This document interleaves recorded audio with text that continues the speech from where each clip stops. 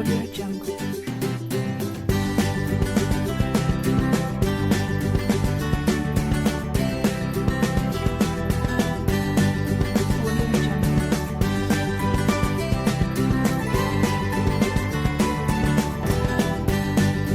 Audio Jungle.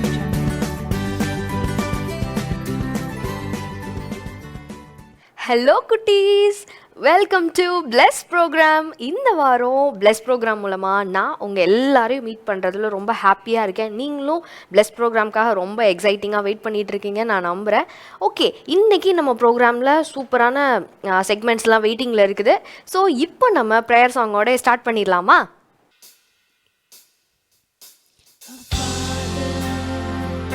Which art in heaven, hallowed be thy name. Thy kingdom come, thy will be done on earth as it is in heaven.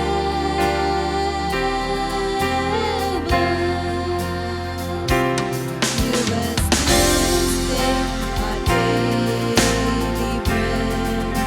Forgive us our debts as we forgive our debtors. Lead us not into temptation, but deliver us from evil. For thine is the kingdom and the power and the glory forever.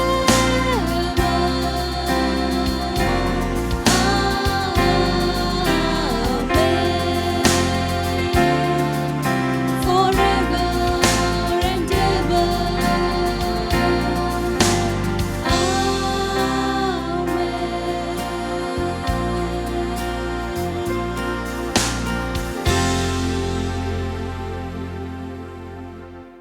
குட்டீஸ், prayer song சூப்பராக பாடிட்டீங்க. இப்போவும் ஒரு சூப்பரான சாங்குக்கு நம்ம எல்லாரும் சேர்ந்து action பண்ண போகிறோம். ஸோ ஆக்ஷன் பண்ணுறதுக்கு என்ன பண்ணணும்? எஸ், எந்திரிச்சு நிற்கணும். ஓகே, எந்திரிச்சிட்டிங்களா எல்லாரும்? ஓகே, இப்போ ஆக்ஷன் பண்ணிடலாமா?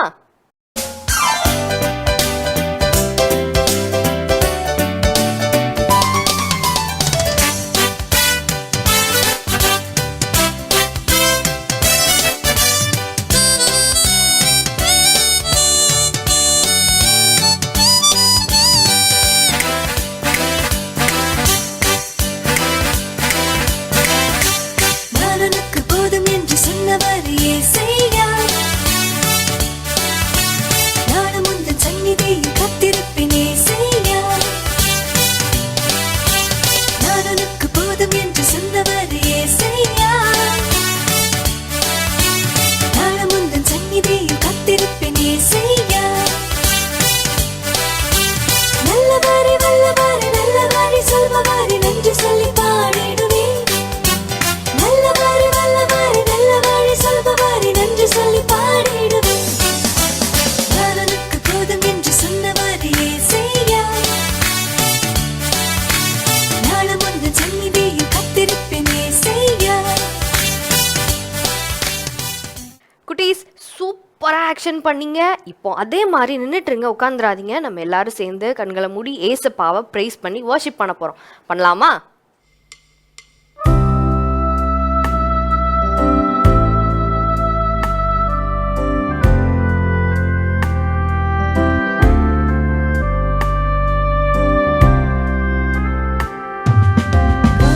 மலையின் மறைவில்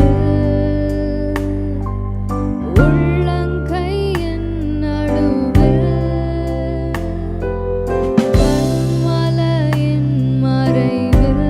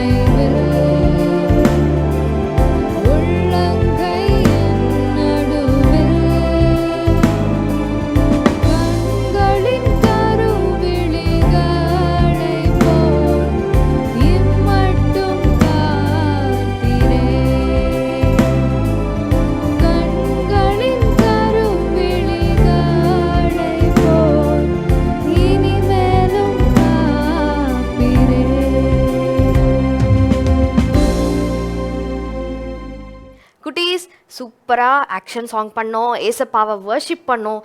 இப்போவும் ஒரு சூப்பரான ஸ்டோரி கேட்க போகிறோம். என்ன டாப்பிக்கில் ஸ்டோரி கேட்க போகிறோம் அப்படின்னு நீங்களும் யோசிச்சுட்டு இருப்பீங்க, நானும் யோசிச்சுட்டு இருக்கேன். இப்போ நம்ம ஜெஃப்ரி அண்ணாவே கூப்பிட்டு அண்ணா என்ன ஸ்டோரி சொல்ல போகிறீங்க அப்படின்னு சொல்லி கேட்டுடலாமா? பிரைஸ் லாட் குட்டீஸ், மீண்டுமா இந்த பிளஸ் ப்ரோக்ராமில் அண்ணா உங்களை மீட் பண்ணுறதுல ரொம்பவே சந்தோஷப்படுறேன். ஸோ இந்த வாரம் பிளஸ் ப்ரோக்ராமில் யாரோட கதையை பார்க்க போகிறோம் அப்படின்னா யோவான் அவரோட பிறப்பு குறித்து பார்க்க போகிறோம். அவர் பிறந்தப்போ நிறைய விஷயங்கள் நடந்துச்சு. ஓகே, தேவதூதன் வந்து பேசினாங்க, இந்த மாதிரி நிறைய நடந்துச்சு. அதை பற்றி தான் இந்த ஒரு ஸ்டோரி, இந்த வாரம் ஸ்டோரியில் நம்ம பார்க்க போகிறோம். ஓகே, இந்த யோவான் யார் அப்படின்னா சகரியா அப்புறம் எலிசபெத், இவங்க 2 பேர், இந்த கப்பிள்ஸுக்கு பிறந்த பையன் தான் யார் அப்படின்னா யோவான். ரொம்ப ஈஸியாக நடந்துச்சா அப்படின்னு கேட்டால் இல்லை. யோவான் ஐ மீன் நம்மளோட சகரியாக்கும் எலிசபெத்துக்கும் ரொம்ப வருஷமாக குழந்தையே இல்லை. ஓகே, ரொம்ப வருஷமாக குழந்தையே இல்லை. அவங்களுக்கே நம்பிக்கை இல்லை, நம்மளுக்கு ஒரு பையன் பிறப்பான் பொண்ணு பிறக்கும் அப்படிலாம் நம்பிக்கையே இல்லை. அவங்கள சுற்றி இருக்கிற யாருக்குமே அந்த நம்பிக்கை இல்லை. ஏன்னா ரொம்ப வயசாயிடுச்சு அவங்களுக்கு. இதுக்கப்புறம் நம்மளுக்கு பையன் பொண்ணுலாம் பிறக்குமா, குழந்தை பிறக்குமா அப்படின்ற மாதிரி யோசிச்சுட்டு இருக்கும்போது ஒரு நாள் என்ன நடக்குது, தெய்வதூதன் ஆனவர் வந்து என்ன பண்ணுறாரு, இவங்க கிட்ட பேசுகிறாரு. யார்கிட்டனா சகரியா கிட்ட. என்னன்னு சொல்கிறாரு அப்படின்னா, உனக்கு ஒரு பையன் பிறப்பான், ஓகே, அவனுக்கு நீ யோவான்னு பேரிடு அப்படின்னு சொல்றாரு. உடனே இவருக்கு வந்து அதால் நம்பவே முடியல. எப்படி நம்ப முடியும், எனக்கு இவ்வளோ வயசாயிடுச்சு, என்னோட ஒய்ஃபுக்கு இவ்வளோ வயசாயிடுச்சு, எங்களை சுற்றி இருக்கிற யாருக்குமே நம்பிக்கை இல்லை, எங்களுக்கே நம்பிக்கை இல்லை, நீங்கள் எப்படி இப்படி வந்து சொல்கிறீங்க, இவ்வளோ வயசில் இது எப்படி ஆகும் அப்படின்னு கேட்குறாரு. ஓகே, யார் கேட்குறாங்க, சகரியா வந்து அந்த தெய்வதூதனை பார்த்து கேட்குறாரு. கேட்டதும் இந்த தெய்வதூதன் என்ன பண்ணுறாரு அப்படின்னா, நீ நெகட்டிவாக பேசுகிற, உங்ககிட்ட வந்து சொன்னது யாருன்றதை நீ பார்க்கல. ஓகே, அதனால அவர் வந்து என்ன பண்ணுறாருன்னா அவரோட வாயை கட்டிடுறாரு. ஓகே, அவரால் பேசவே முடியல அதுக்கப்புறம். ஓகே, வாயை கட்டுறதுனா துணியை வச்சு அப்படி கட்டல, அவரால் பேச முடியாத மாதிரி அவர் பண்ணிட்டு போயிடுறாரு. யார் அப்படின்னா தெய்வதூதன். ஓகே, வெளியே வந்து பார்த்தா வந்து உண்மையிலேயே அவர் சொன்ன மாதிரி அவரோட ஒய்ஃபும் ப்ரெக்னென்ட் ஆகுறாங்க. ஸோ இப்படி கொஞ்சம் காலங்கள் எல்லாமே போகுது. அப்படி போயிட்டு இருக்கிறப்போ கடைசியில் அந்த கர்ப்பவதியாய் குழந்தை பிறக்கிற அந்த டைம் வந்துருச்சு. ஓகே, அந்த டைமில் வந்து பேர் வைக்கணும் அப்படின்னு சொல்லி ஒரு சிச்சுவேஷன் நடக்குது.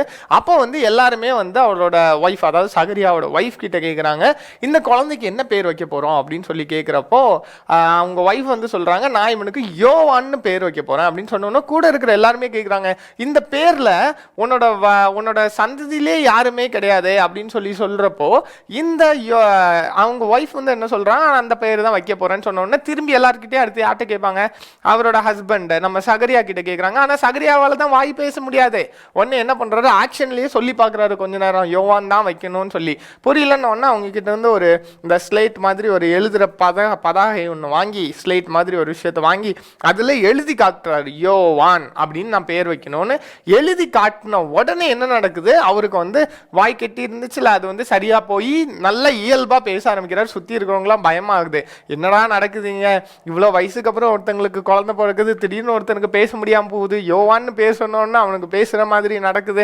இந்த சிச்சுவேஷன்லாம் சுற்றி இருக்கிறவங்களுக்கு பயமாக இருக்குது. ஆனால் நடக்குதுல்ல, அவங்களுக்கு ரொம்ப ரொம்ப சந்தோஷமாகவும் ரொம்ப ரொம்ப ஆச்சரியமாகவும் இந்த விஷயம் அமையுது. ரொம்ப வருஷம் கழிச்சு அவங்களுக்கு ஆண்டவர் ஒரு பையனும் கொடுத்துருக்கிறாரு. ரொம்ப ஹாப்பி ஆகிட்டாங்க அந்த கப்பிள்ஸ். ஓகே, நம்மளுக்கும் நிறைய நேரத்தில் நிறைய நல்ல விஷயங்கள் நடக்கும்போது நம்ம நெகட்டிவாக சில விஷயங்கள் பேசுவோம். அப்படி நெகட்டிவாக பேசுறது அந்த நல்ல விஷயத்துக்கு கூட அஃபெக்ட் பண்ணலாம். ஸோ இந்த கதை மூலமாக நம்ம தெரிஞ்சுக்கிறது என்னது, எப்பயுமே பாசிட்டிவாக பேசணும், நல்ல விஷயங்களையே பேசணும். ஓகே, ஐயோ நான் ஃபெயில் ஆயிடுவனும் அப்படின்ற மாதிரிலாம் நம்ம எக்ஸாமுக்கு முன்னாடி எல்லாம் பேசக்கூடாது. ஓகே, நல்ல விஷயங்களை பேசணும். நான் பாஸ் ஆகுறதுக்கு என்ன பண்ணணும் அப்படின்றத நம்ம பேசணும். நிறைய நல்ல விஷயங்களை பேசணும்.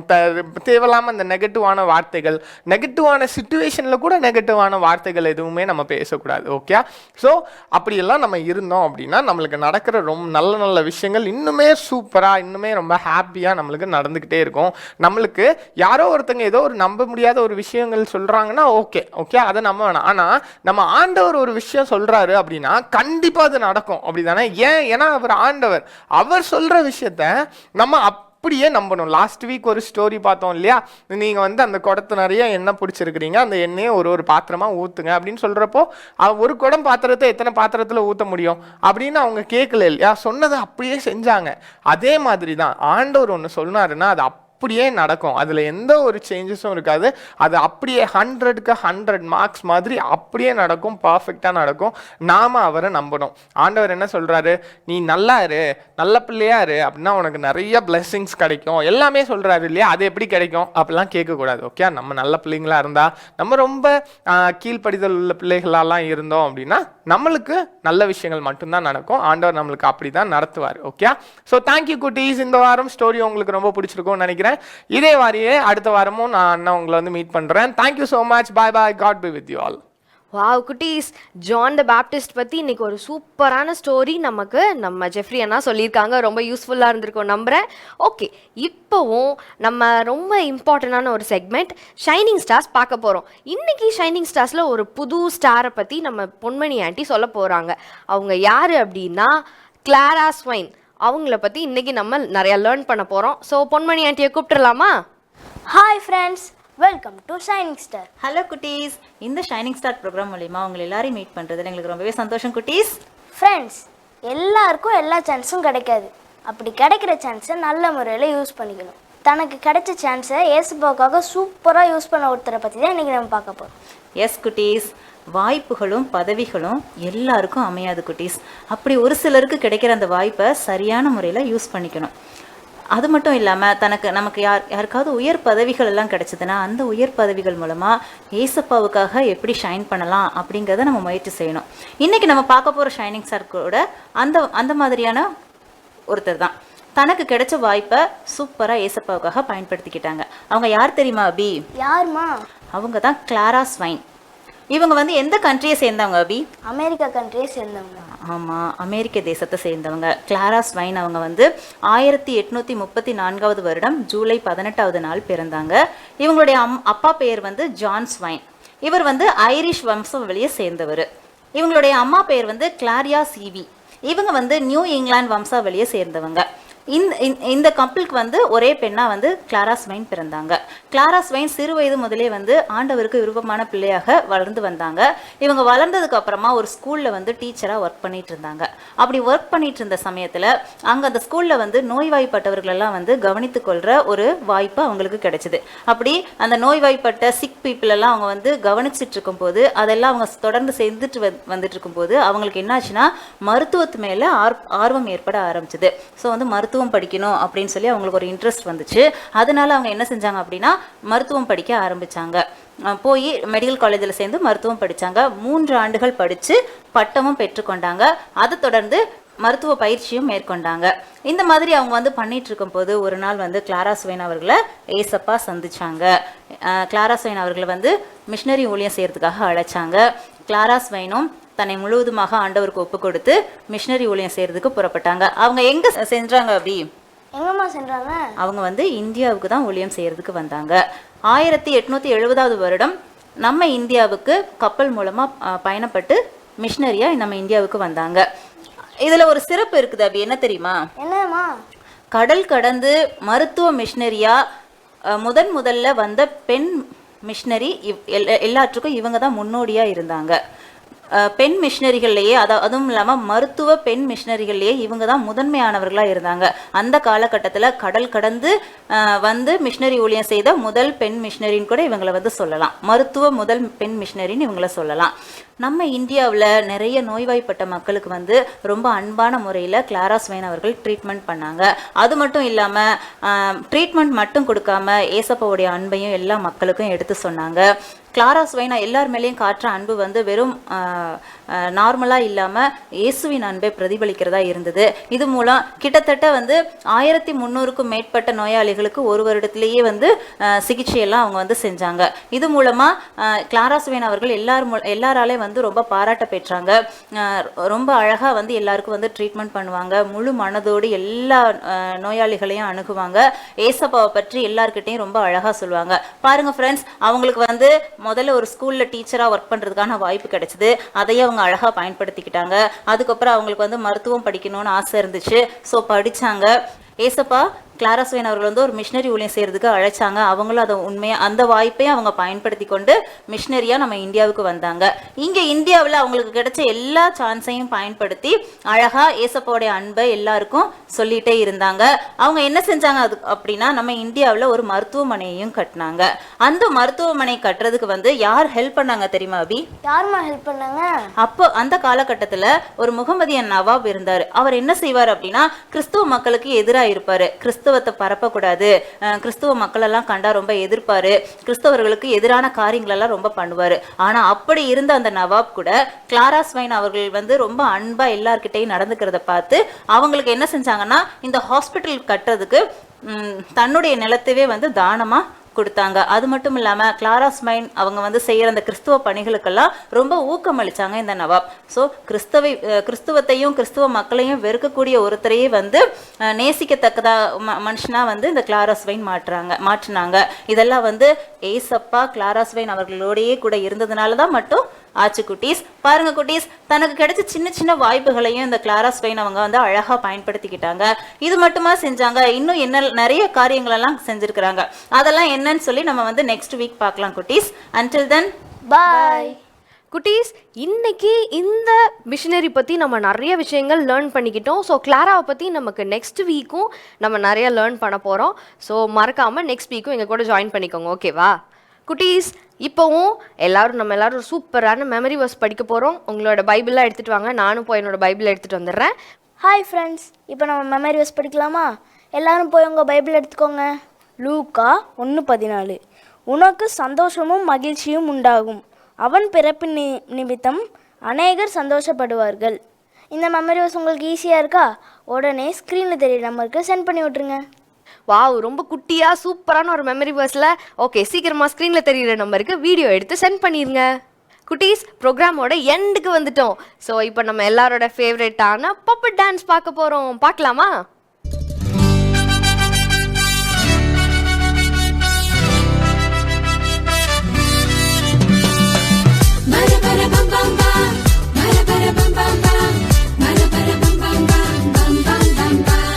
சின்னஞ்சிறிய குடிலே கன்னிமரி மடியிலே குழந்தை இயேசு பிறந்திருக்காரே.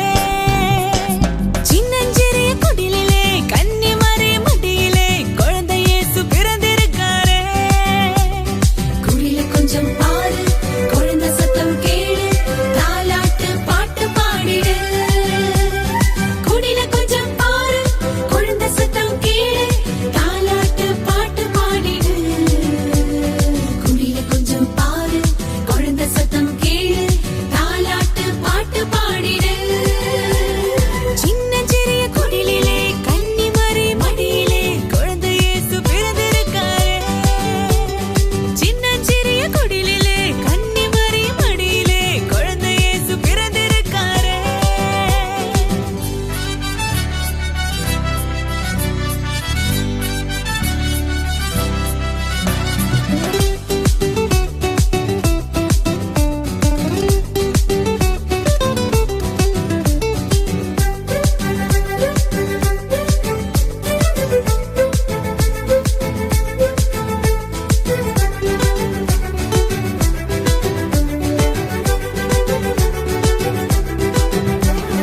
பனி பொழியும் இரவிலே பார்த்தூங்கும் பொழுதிலே, பனி பொழியும் இரவிலே பார்த்தூங்கும் பொழுதிலே குழந்தை இயேசு பிறந்திருக்காரே. குடில கொஞ்சம் பாரு, குழந்தை சத்தம் கேளு, தாலாட்டு பாட்டு பாடிடு. குடில கொஞ்சம் பாரு, குழந்தை சத்தம் கேளு, தாலாட்டு பாட்டு பாடிடு. குடில கொஞ்சம் பாரு, குழந்தை சத்தம் கேளு, தாலாட்டு பாட்டு பாடிடு.